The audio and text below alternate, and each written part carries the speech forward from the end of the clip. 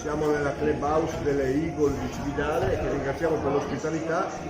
Cividale ha vinto l'atteso derby di basket per 67-66. Ha battuto Udine.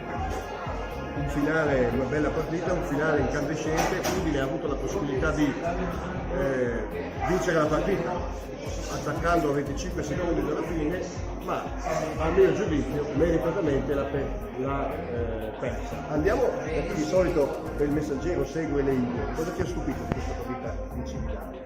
Innanzitutto come abbia saputo reggere alle spallate, per quanto le spallate non siano state vigorose di Udine, ma ce ne sono state un paio a cui però la Giusteco ha saputo prontamente reagire, portando poi la partita sui suoi binari, che erano quelli di finale, punto a punto, in cui poi il cuore e il pubblico ha fatto la differenza. Questo era Simone Narducci, firma della Giusteco. Giuseppe Pisano insieme a me firma di solito i pezzi dell'Apo on Duel West, che lei ha fatto una gran figura oggi, vero?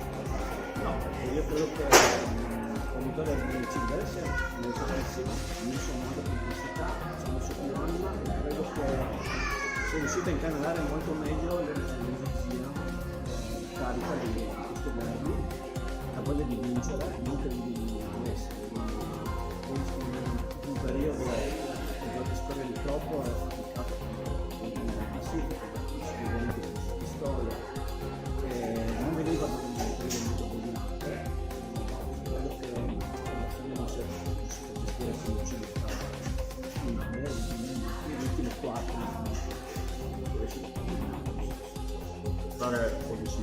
Una è una squadra di pallacanestro, l'altra ancora non lo è. Approfittiamo di una cosa, venga Luci, venga. Abbiamo la presenza dello sponsor della Giusteco, il signor Giusteco, Adriano Luci, che stiamo facendo un video per il Messaggero, che ha vinto la partita dei sogni, ci deve dire telegraficamente cosa prova.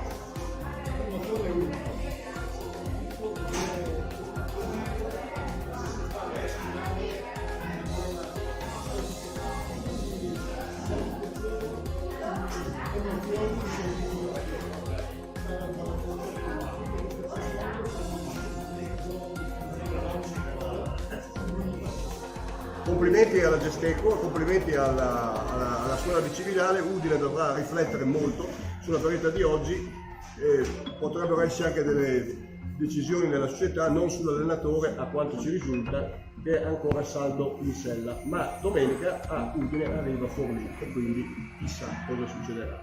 Grazie e complimenti a Cividale.